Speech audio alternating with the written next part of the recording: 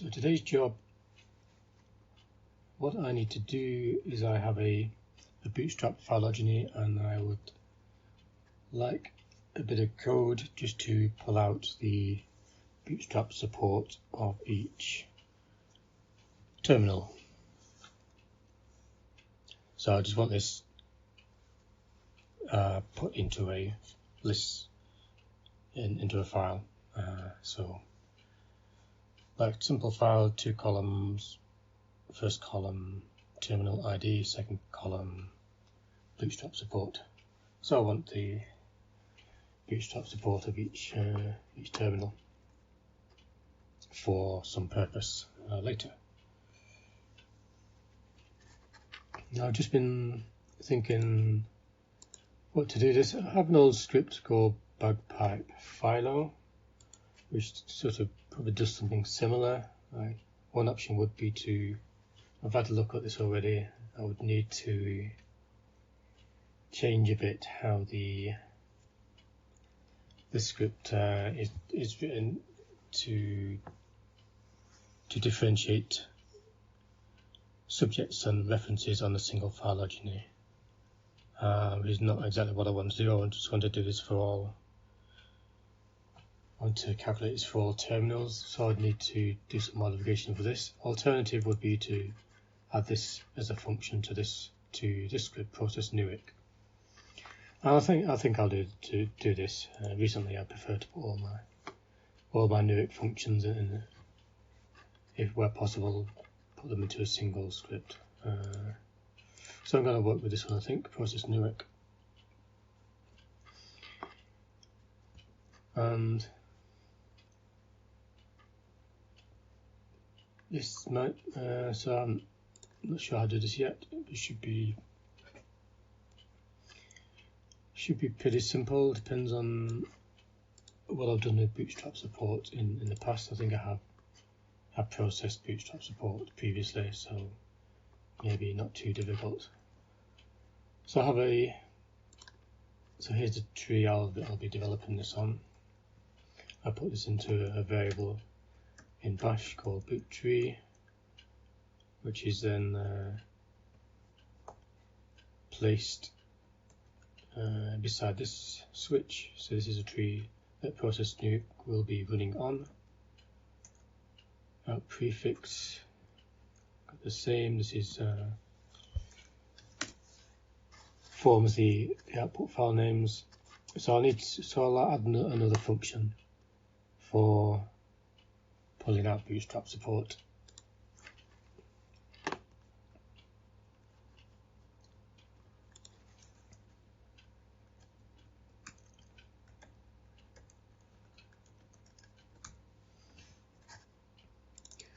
So all the arguments given by the user in the command line are processed with this in this subroutine here.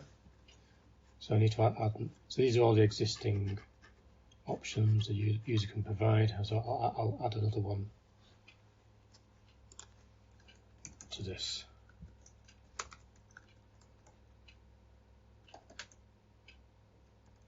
I'll just call it, say, list boot. List boot support. And then if that's given in the command line, it will assign one to this variable named here, named the same name here.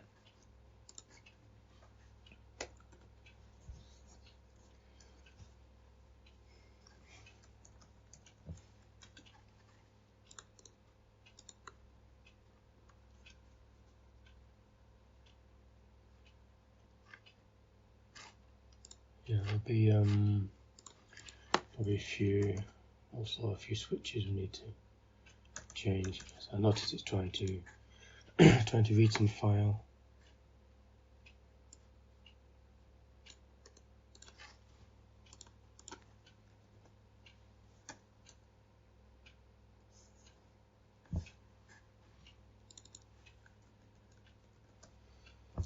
I'll just turn this off. Previous job I was doing with this.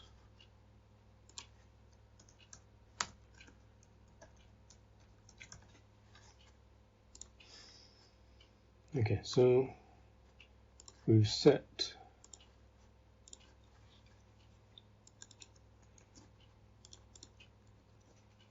this option to 1. Now we need to find in the script where it's actually reading Bootstrap and needs to specifically record these for the terminals and route these to a file.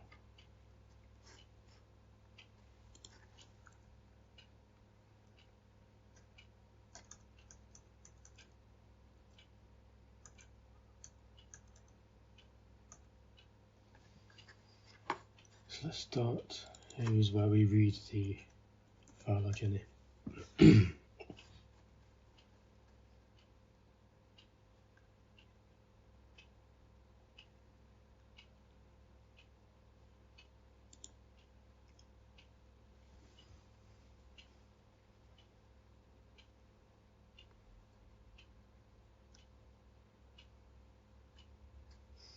Okay, so a default option, or something implemented here, is the option to remove node support, which we don't want to do because we want to read the node support.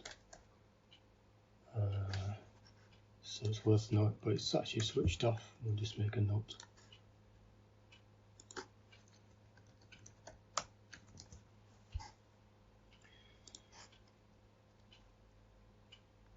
In fact, it would be a good idea to throw an error message if that's switched on.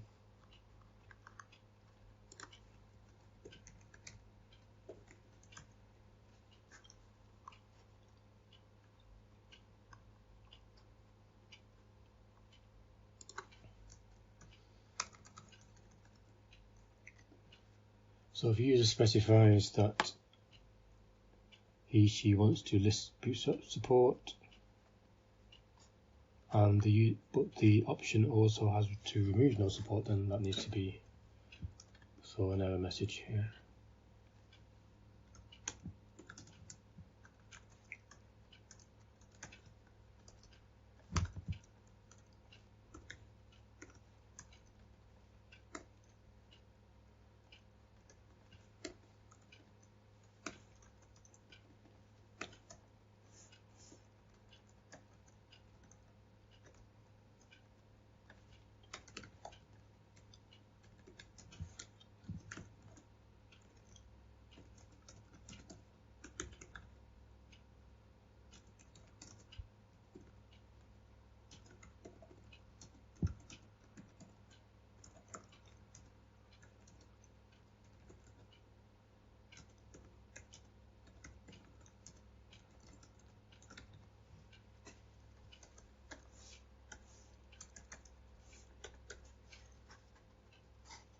Okay, so where are we?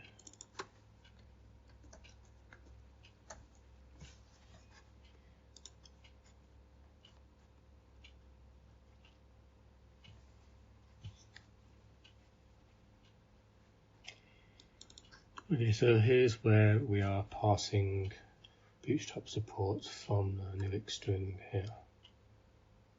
So let's see what it's doing with this by default.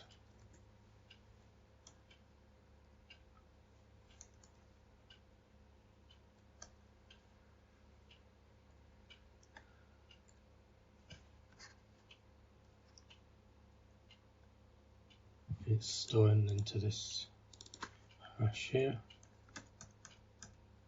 and not much else. Okay, so let's see what then is being done later with this.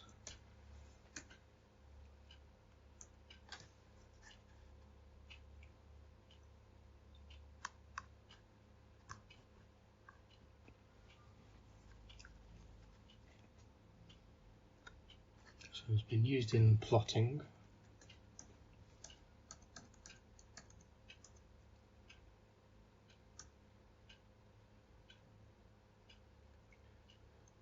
It's been using some awkward process I've done once for combining node support from two different trees.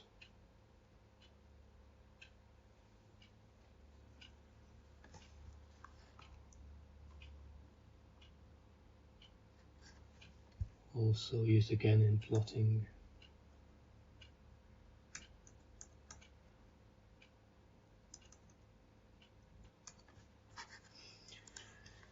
Okay, so we don't really use it for anything which will be particularly useful for our current purpose, so we might need to just write this all fresh, this new process. Okay, so we are parsing the support. Now I want to establish whether the support is for a node which has child nodes which are terminal nodes as opposed to more internal nodes, because we're just doing this for terminals.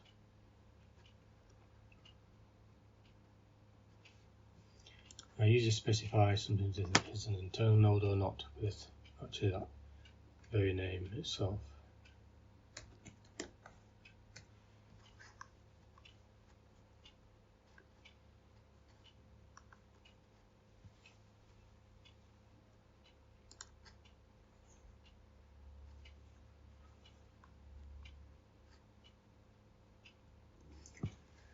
So this is running for each node, this loop. We have the node support read in, then it loops through the child nodes which are originating from the node in this loop here. Here it is detecting whether the child node is an internal node or not.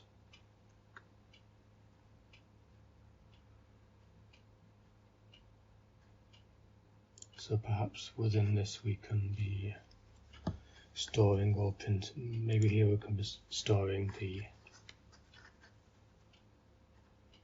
node support of the placement of a terminal. So we'll try here. So I'll make a new hash, support of terminal placement, let's call it.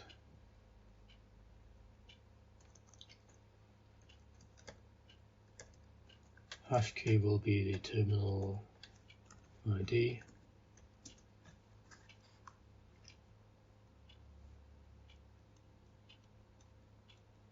And then we need a node support here.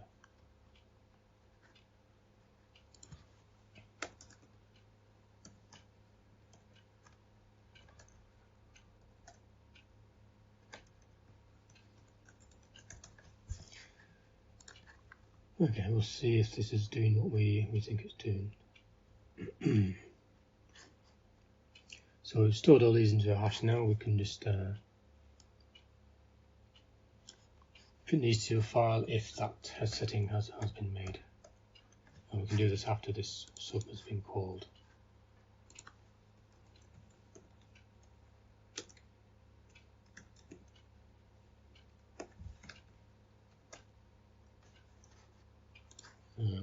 Here. So within this sub we've stored the node support, and after we've done that we can then print this. But we only want to do this if the user has specified this option. So I need to find what was the option called again. This.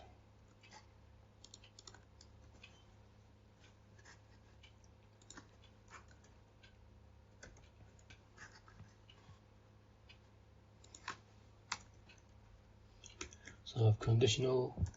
If user has specified that they want to list boot support, then we will here print these to a file.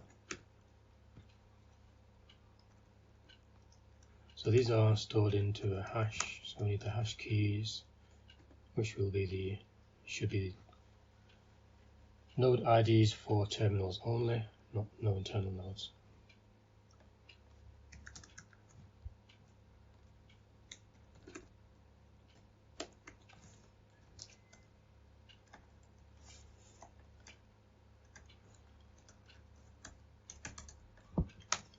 surprisingly, I haven't used this name before.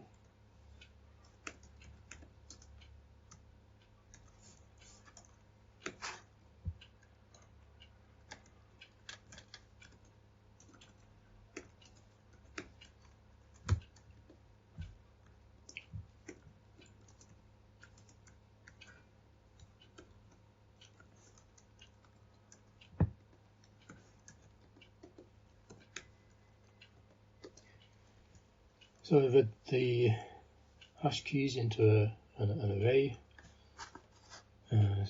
sort the array, always nice to do so, it's really quite random, loop through each terminal ID, or which should be a terminal ID. Here I want to retrieve the entry, which should be the node support.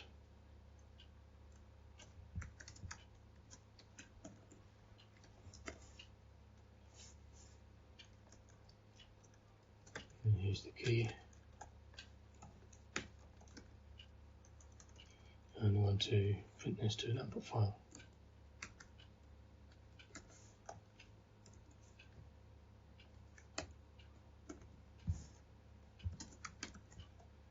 So open file handle name, output. We can call this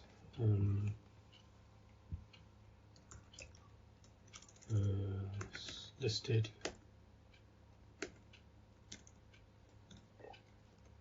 terminal place. And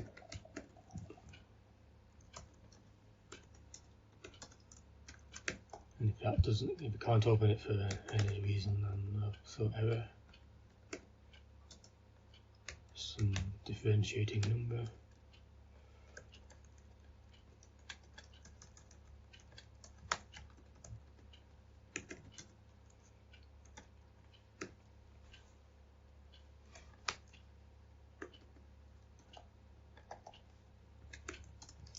And print this to the file handle. 2 columns, ID and support. Tab separated. Okay, that's the first attempt. Let's see if this works on first try. Usually doesn't, but we'll see what happens.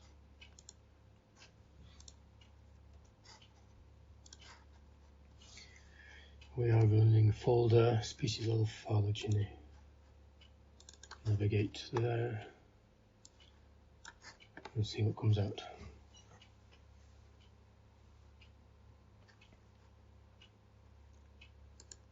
Okay, here's the file. Listed terminal placement support, and it has contents at least, and it has 2 columns of information. Sorted. These are all terminal labels. I see no internal nodes, and we have what looks like bootstrap support.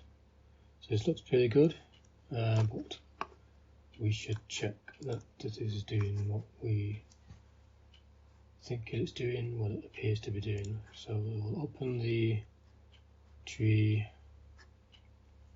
in a viewer and then manually inspect these.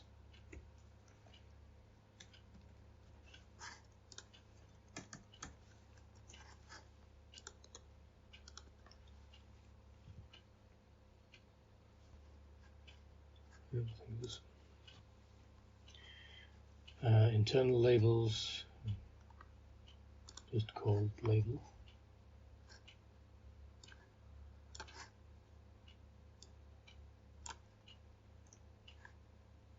So just expand, make tip labels a bit bigger, plot the node labels. Now we need to change, it's actually plotting something else. We need to specify I want the inter. Okay, here we go. So we have the, make it still a bit bigger.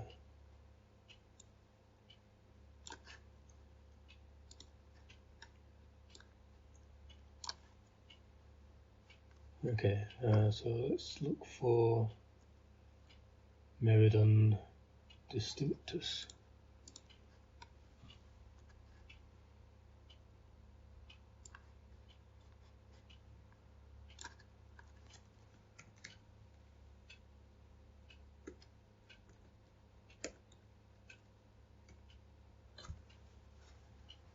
Okay, Meridon distinctus is placed at 63 and printed 63. So good so far. Let's find another one. Opacus 89. Yep. Fulcatus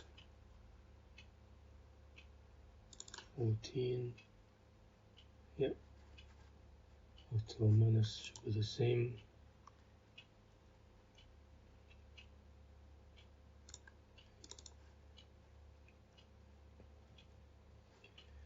Okay, so this seems to be doing, let's just have a look at one of the long deep branch spinotarsus. This should be 51. Yes, okay, so this seems to be doing what we want. Reading the phylogeny, reading the node support, only for terminal IDs. Node support of the placement, and it's listing these in a file, nicely sorted, and seems to be working. Yep, okay, so that was a bit easier than I thought it would be, and it's always nice change. Okay, so we've I think job done now. So we just adapted. So we have a summary. We have an existing script for reading Newick trees, doing various things, including parsing bootstrap support. So it's not too difficult to adapt that. As you're already reading, parsing the tree and parsing the terminal labels and parsing the bootstrap support, you can. It's not too difficult to write that into, develop that into, just write that information to a file effectively. And I've added a new option to do this. So when we do this, we need to make a note of what we've done.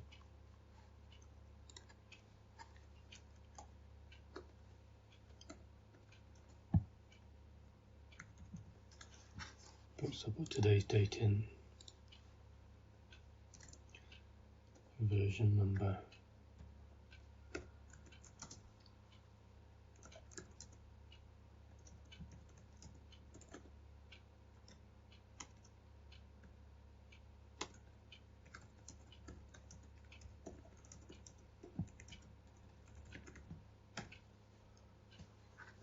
and there's a lot of options.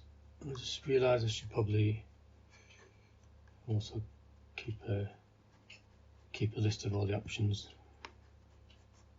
that this does.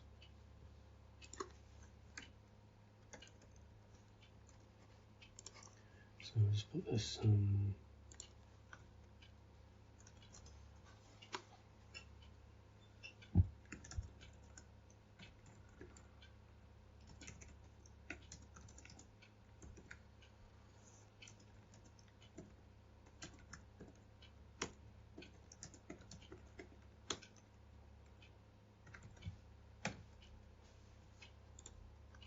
that's fine. Okay, job done. Until next time.